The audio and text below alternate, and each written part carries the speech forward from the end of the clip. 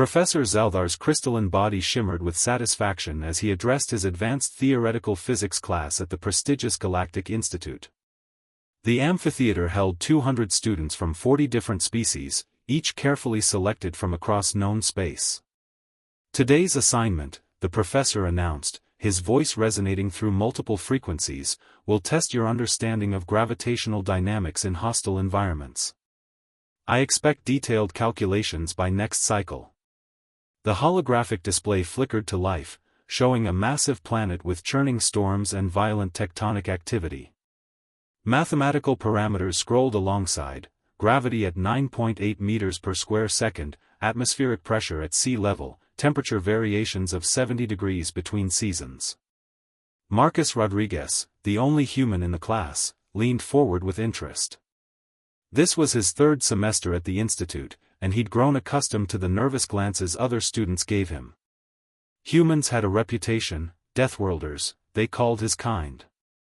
Survivors of a planet so hostile it seemed designed to kill its inhabitants.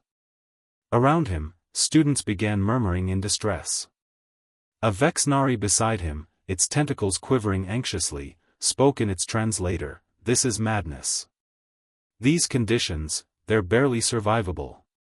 The assignment, Professor Zalthar continued, ignoring the growing unease, is to calculate the terminal velocity of various objects falling through this atmosphere, accounting for air resistance, rotation, and weather patterns. Simple undergraduate-level physics. Marcus pulled out his datapad and began reading the parameters more carefully. His brow furrowed slightly as something seemed familiar about the numbers. You will design safety protocols for a research station on this world's surface, the professor added. Consider geological instability, atmospheric phenomena, and predatory life forms. The planet designation is classification 7 Deathworld, catalog number, let me see. He manipulated the display. Marcus felt his stomach drop as recognition dawned. The gravity. The atmospheric composition. The temperature ranges. Terra 3, the professor finished. A theoretical model based on the most extreme habitable conditions we could imagine. A Quillarian student in the front row raised 3 of its 6 arms. Professor, this seems excessive for basic physics. These parameters are catastrophic. Marcus said nothing, biting back a smile. He looked at his datapad again, reading the assignment details. Calculate terminal velocity. Design safety protocols. Account for predators. He'd grown up skydiving with his uncle in Colorado. He'd camped in Alaska during winter storms. He'd gone diving off the Great Barrier Reef, swum in oceans filled with creatures that could kill him in seconds. The professor wanted terminal velocity calculations? Marcus had literally done those problems in high school for fun, dropping water balloons off his school's roof. This assignment, Professor Zalthar said seriously, will separate the adequate students from the exceptional ones. I expect most of you to struggle significantly. You have 5 standard cycles. Dismissed. As the class filed out in anxious clusters, Marcus stayed seated, staring at the holographic planet rotating slowly in the display. Terra 3 wasn't theoretical. It was Earth. And the professor had just assigned his entire alien class homework about surviving a normal Tuesday on Marcus's homeworld. The Galactic Institute's library was a marvel of architecture, a floating crystalline sphere where knowledge from 1,000 worlds was stored. Marcus found a quiet study pod in the corner, watching as his classmates scattered to various research terminals, their faces showing expressions that, across species, universally translated to panic. He pulled up the assignment again, shaking his head in disbelief. The professor wanted calculations for terminal velocity in extreme atmospheric conditions. The problem set included scenarios like: calculate the survival parameters for a drop from 4,000 meters without propulsion assistance. People did that for fun. It was called skydiving. Marcus's cousin had her 100th jump certificate on her wall. His communicator chirped. A study group invitation from Zalara, a Fendari whose species resembled a mantis crossed with a bird. Her message read, "Emergency Study Session. Common Room 7. Please help. We're dying." Marcus arrived to find 15 students in various states of distress. Zalara's feathers were puffed out in clear anxiety. Korth, a massive grantee built like a boulder with arms, was stress-eating mineral supplements. Rodriguez. Zalara clicked urgently. "You understand mathematics better than most. Please look at question 3. It makes no sense." Marcus read the question aloud. Design protective equipment for researchers enduring temperature fluctuations between -40 and 40 degrees Celsius. The room went silent, all eyes on him. "That's standard winter to summer variation in some regions," Marcus said carefully. "You just need layered clothing. Maybe a good jacket." A small Velix student, no bigger than a house cat, made a choking sound. "A jacket? My species' homeworld varies by 8 degrees annually. 40-degree swings would cause mass extinctions." Marcus pulled up Earth's climate data on the shared display. "This is my home city. Temperature ranged from -20 to 35 Celsius last year. People just adapted their clothing." "Impossible," Korth rumbled. "How do your bodies not shut down? That's beyond thermal regulation capacity." "We sweat when hot, shiver when cold," Marcus shrugged. "Humans are pretty adaptable." Zalara's translator crackled with something that might have been a laugh or a sob. "The assignment assumes we know how biological systems survive these conditions. But no civilization would evolve under such stress." Marcus thought about explaining that humans actually evolved in Africa, which got even hotter, then migrated to places like Siberia where it got colder, but decided against it. His classmates already looked traumatized. Question 7, a Quilarian named Vex spoke up quietly. "Calculate safe depth parameters for aquatic exploration in waters containing standard predatory fauna." "What does that even mean?" "Sharks, probably," Marcus said. "Maybe jellyfish, crocodiles depending on the region, some venomous fish." "Venomous?" Zalara's feathers flattened against her head. "The water itself contains toxins?" "No, the animals do. You just avoid them. Or wear protective gear. Millions of humans swim in oceans every day." The room erupted in multilingual expressions of disbelief. Korth pulled up anatomical data. "Humans have no natural armor. No venom resistance. No protective scales. How do you survive in waters with apex predators?" "We're pretty smart about it," Marcus offered. "Plus, most sharks don't actually want to eat people." "Most?" Marcus realized he was making things worse. His species' casual relationship with mortal danger was becoming very apparent. "Maybe," he said slowly, "we should work through this problem by problem. Together." The study group reconvened the next day, though several members looked like they hadn't slept.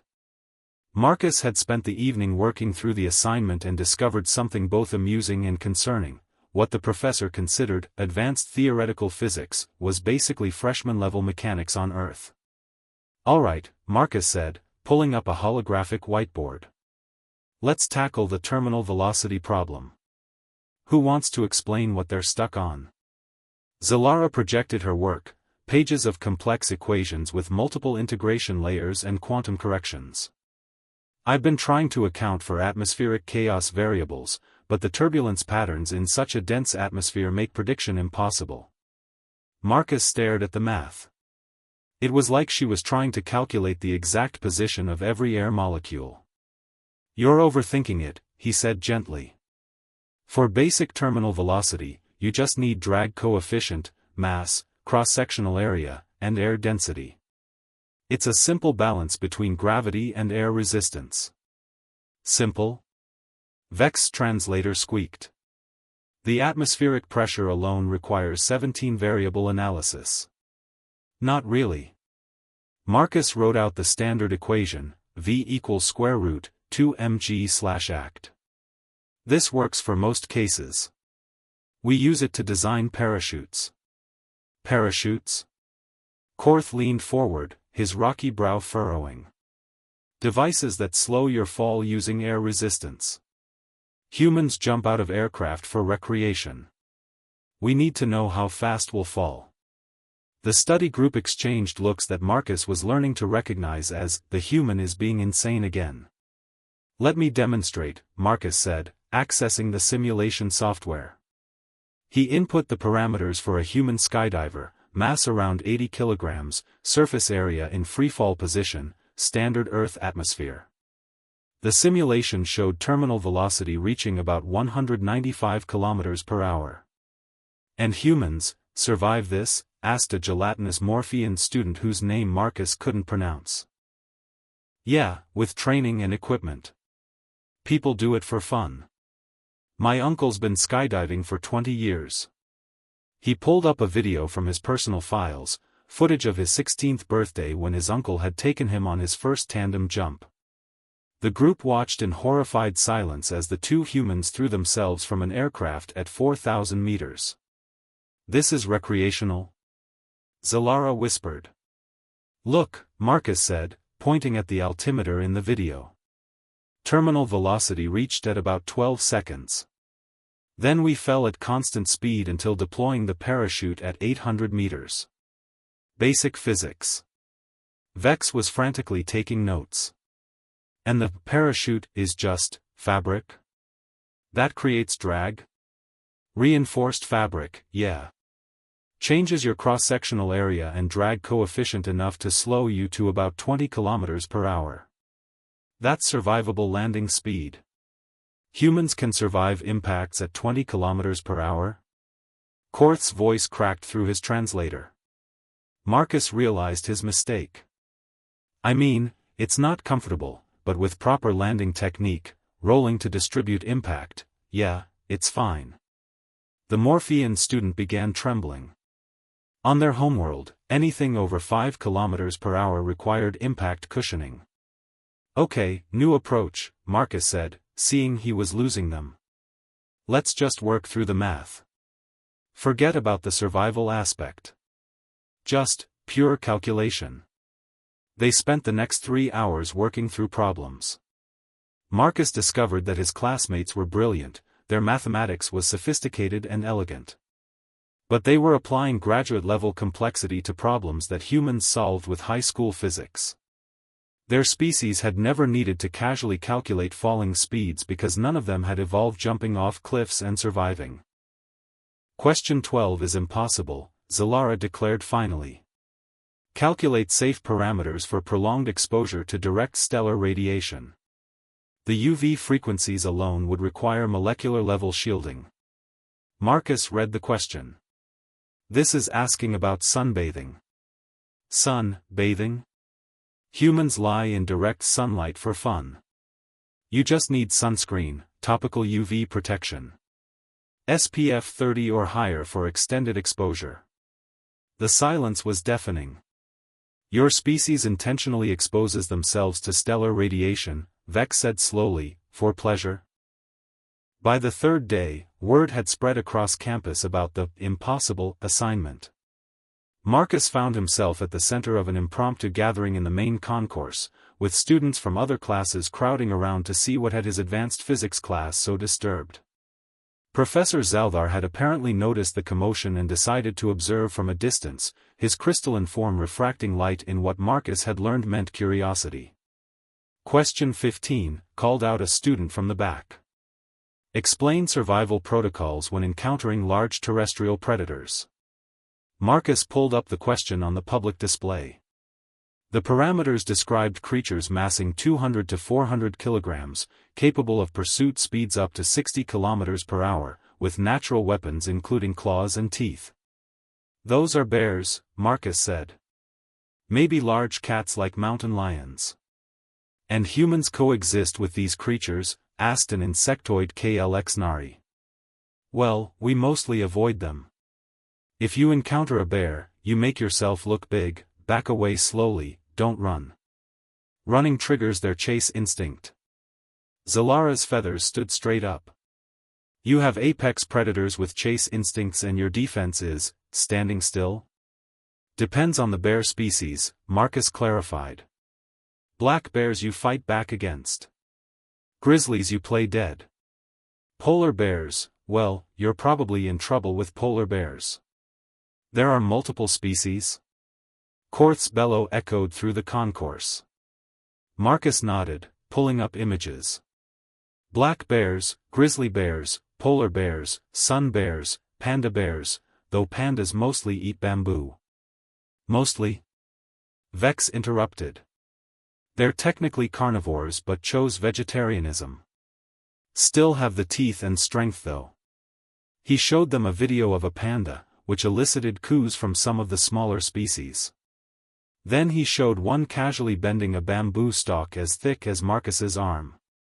The coos stopped. Earth has approximately 60 land-based large carnivores, Marcus continued, accessing his ecology database. Lions, tigers, leopards, jaguars, wolves, hyenas, crocodiles. Crocodiles live in water, someone objected. They're ambush predators. They hunt on land too. A Fendari professor who had joined the crowd spoke up. Student Rodriguez, how does your species survive with this predator density? We're persistence hunters ourselves, Marcus explained. Humans evolved as endurance predators. We can't outrun most animals in a sprint, but we can track them for hours or days until they collapse from exhaustion. Our sweat cooling system lets us regulate temperature during prolonged exertion. He pulled up a video of a human persistence hunt, showing a hunter jogging after an antelope for 8 hours under the hot sun. The prey animal has to stop and pant to cool down, Marcus narrated. But humans keep going. We literally ran our prey to death.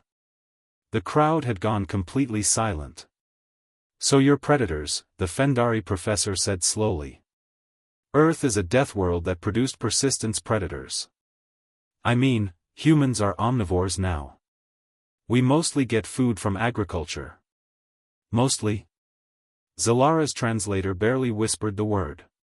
Marcus decided to move on. Question 16 asks about aquatic predators. That's sharks, mostly. They're cartilaginous fish, been around for 400 million years, highly efficient hunters. He showed images of great white sharks. A small, rabbit-like Fluffin student fainted. 2 others had to carry her to the medical center. Sharks are actually not that dangerous to humans, Marcus said quickly. You're more likely to be killed by a vending machine falling on you. Your food dispensers are also deadly? Korth asked weakly. Only if you shake them wrong, Marcus muttered. Professor Zeldar finally approached, his body pulsing with colors Marcus couldn't interpret. Student Rodriguez, am I to understand that these theoretical parameters are actually standard conditions on your homeworld? Marcus nodded. Earth. Yeah. I realized it when you showed the classification. The gravity, atmospheric composition, temperature ranges, it's home. The professor's colors shifted through several patterns. I created this assignment by extrapolating the most extreme conditions that could theoretically support complex life.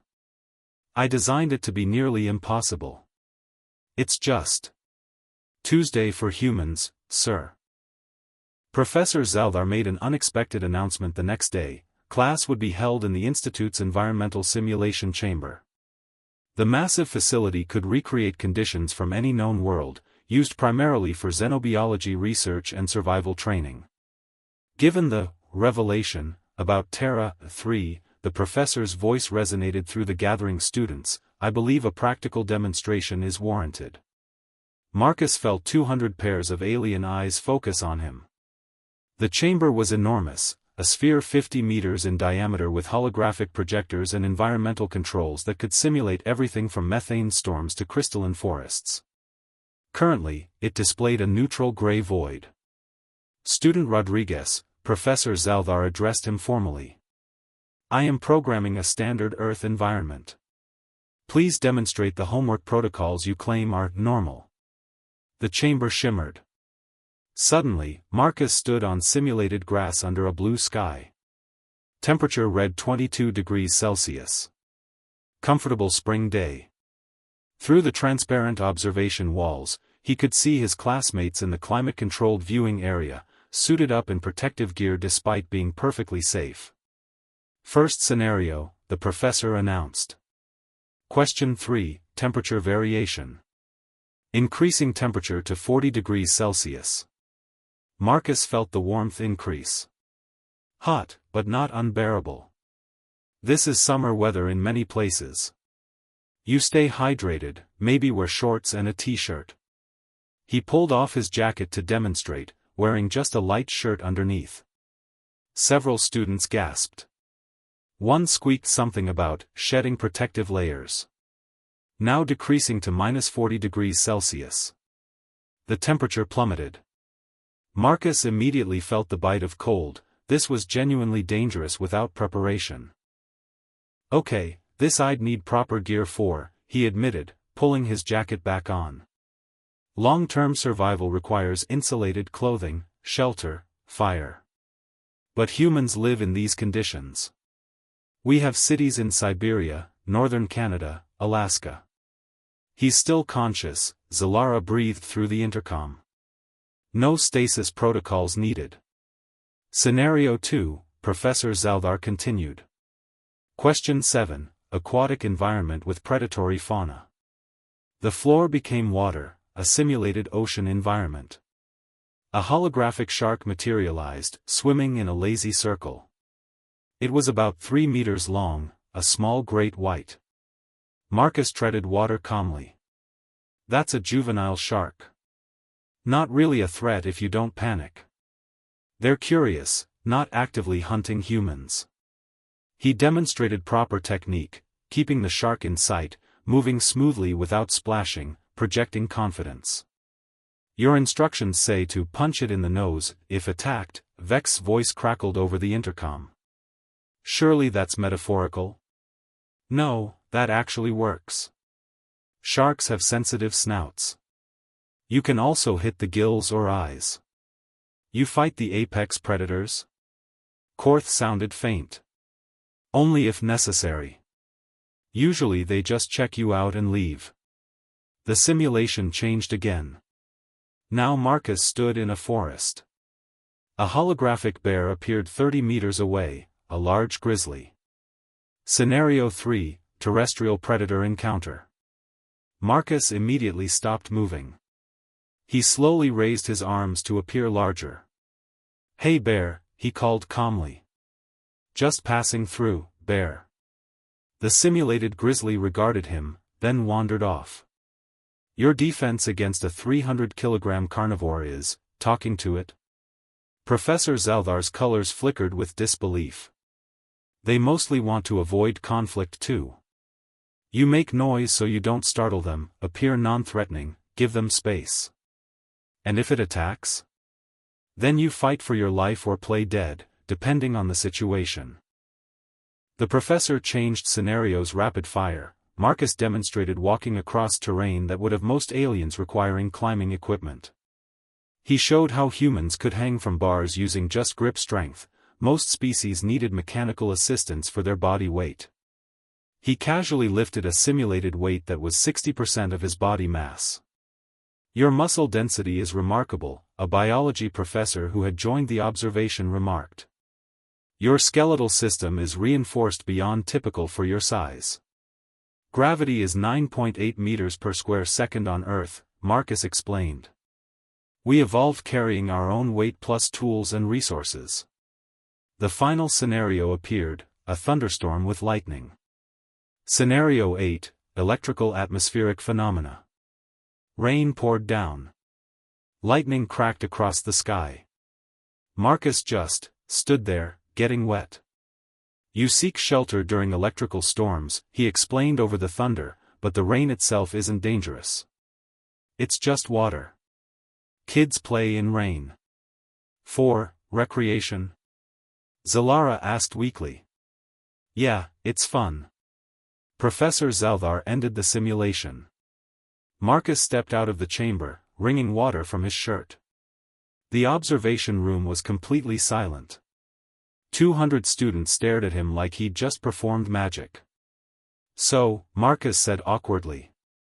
"Anyone want help with their homework?"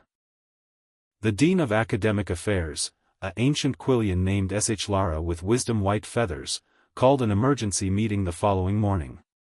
Marcus found himself sitting in a conference room with Professor Zelthar, the physics department head, 3 xenobiology specialists, and 2 ethics professors. "Let me ensure I understand correctly," Dean HFY spoke carefully, her translator rendering her clicks into measured standard. "You assigned undergraduate physics students to calculate survival parameters for Earth, a Class 7 Deathworld, believing it to be theoretical?" Professor Zelthar's crystalline body dulled with what Marcus now recognized as embarrassment. The parameters were extrapolated from extreme case models. "I had no idea such a world actually existed, much less that we had a student from there." "The human homeworld isn't in our standard databases?" asked Professor Ventok, head of xenobiology. "Earth was catalogued only recently," explained Dr. Morgeth, a ethicist with 12 tentacles currently tied in knots. "Humans achieved FTL travel independently, which itself is unusual.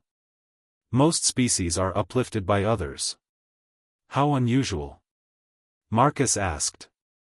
"In Galactic Confederation history, there have been 37 species who developed FTL independently. 30 of those are now extinct." Marcus felt a chill. "Why?" "The conditions required to produce a species capable of FTL without assistance are extreme. Such species tend to be either highly aggressive or from worlds so hostile that space was safer than staying home." "Which category are humans?" The room went uncomfortable quiet. Dean HFY broke the silence. "Your physics assignment, Mr. Rodriguez, has triggered a comprehensive review. We need to understand what human normal means for our educational standards." She pulled up a document. "You listed camping as a hobby on your entrance application. Please describe what this entails." "You go into wilderness areas, live in temporary shelters like tents, cook food over fires, hike, maybe fish or observe wildlife. You voluntarily go into unpopulated areas," Professor Ventok said slowly, "without permanent shelter, active climate control, or medical facilities." "Yeah, for fun. It's relaxing." "You find survival conditions relaxing?" Marcus shrugged. "City life can be stressful. Nature is peaceful." Professor Zelthar pulled up Marcus's academic records. "Your entrance exam scores were in the 48th percentile for physics. Average. But yesterday's demonstration showed problem-solving abilities far beyond that." "The entrance exam was hard," Marcus admitted. "Lots of quantum mechanics and relativistic physics. That's not everyday stuff. But calculating terminal velocity, structural engineering for hostile environments, predator behavior modeling, these are everyday stuff? I mean, we learn the basics in secondary school. The complex versions you were doing are graduate level, though." Dr. Morgeth spoke up. "This raises ethical questions. Should Earth be classified as restricted? Should humans be required to take remedial courses on not dying? Our species has been spacefaring for 3 generations," Marcus pointed out. "We have colonies on Mars and Europa. We're doing okay." "Mars and Europa?" Professor Ventok pulled up astronomical data. "Mars has 0.38 G and thin atmosphere. Europa is an ice moon with radiation bombardment. Those are listed as extreme environment, do not colonize, in Confederation guidelines." "Yeah, but Mars is right next door, and Europa might have subsurface oceans." The locations were practical. "Practical," Dean HFY repeated flatly. "Mr. Rodriguez, what would you consider an impractical colony location?" Marcus thought about it. "Maybe somewhere with sulfuric acid rain?" Or a world too close to an unstable star. Those are literally the only two environments humans wouldn't colonize. Well, we'd colonize them with proper equipment. I'm just saying it would be expensive. The professors exchanged glances that Marcus couldn't interpret across species lines. We need to recalibrate our entire understanding, Dean Sh. Lara declared. Professor Zalthar, your assignment is no longer appropriate for undergraduate study. I'll redesign it immediately. No, she interrupted. I'm moving it to the Graduate Survival Studies program. And I'm adding a new course requirement, Deathworld Survival Basics, taught by Mr. Rodriguez. Marcus blinked. What? 2 weeks later, Marcus stood in front of a lecture hall containing 50 advanced students from 20 different species. The course title projected behind him, Introduction to High-Gravity Deathworld Protocols. Alright, Marcus began, feeling surreal about the whole situation. Welcome to what humans call summer camp. The original advanced physics class sat in the front row, Zalara, Korth, Vex, and others who'd struggled through the infamous homework. They'd all received extensions and ultimately passed after Marcus had tutored them through the material. Now they were here for extra credit, though Marcus suspected curiosity was the real motivator. Today's lesson, Marcus continued, is about the most dangerous human recreational activity. The class leaned forward nervously. Walking. Confused silence. Humans evolved as persistence hunters on African plains, Marcus explained, pulling up holos. We walk. Constantly. Our skeletal structure is designed for bipedal locomotion over long distances. This is known, Professor Zalthar observed from the back of the room. He'd asked to audit the class. Right, but here's what's not in the xenobiology texts. Human children typically walk 1 to 2 hours daily. Adults often walk 5 to 10 kilometers. Some do 20 or more for recreation. A Velix student raised a tiny paw. Without rest periods? Maybe a few minutes to drink water. It's just walking. He showed footage of human hiking trails, people casually traversing terrain that would require climbing equipment for most species. The Appalachian Trail is 3,500 kilometers. Humans hike the entire thing. Takes about 6 months. 6 months of continuous walking? Zalara's translator crackled with disbelief. Well, you camp each night. But yeah, basically. Korth raised a massive hand. Question, why? Why do humans hike thousands of kilometers? Yes. Marcus pulled up his syllabus. Right. So, the class is pass-fail. To pass, you need to complete 3 basic human activities. He displayed the list. Walk 5 kilometers without mechanical assistance. Swim 50 meters in 1G water environment. Spend 1 night in a simulated wilderness shelter. The class stared at the requirements in horror. That's all? Vex asked quietly. It's an introductory course, Marcus said. Advanced students can attempt rock climbing, camping with temperature variation, or cooking over open flame. Open flame? Several students recoiled. Like, a campfire. For roasting marshmallows. You intentionally create uncontrolled oxidation reactions and bring food near them? Marcus was beginning to understand why Earth's application to join the Galactic Confederation was still under review. Look, he said, humans aren't trying to be scary. We just adapted to our environment. Yes, Earth is more dangerous than most worlds. But it's also beautiful and diverse, and those dangers taught us to be creative, resilient, and cooperative. He pulled up images of Earth, not the dangerous parts, but the wonders. The auroras dancing over Iceland. Bioluminescent bays glowing in the night. Mountains touching clouds. Forests older than civilizations. This is what survival pressure creates, Marcus said softly. Not just the ability to endure, but the appreciation for beauty in harsh conditions. Humans don't just survive Earth. We love it. The room was quiet. Humans are weird, Zalara finally said, but her translator carried warmth. But perhaps good weird. I'll take it, Marcus grinned. Professor Zaldar approached after class. Student Rodriguez, the Confederation has asked me to pass along a message. They're creating a new planet classification, Class 7H, for habitable Deathworlds. Earth is the first. They're also requesting human consultants for extreme environment survival training. Seriously? Your species' casual relationship with mortal peril is apparently valuable. There are missions to hostile worlds that have been postponed for decades because no species had the survival capability.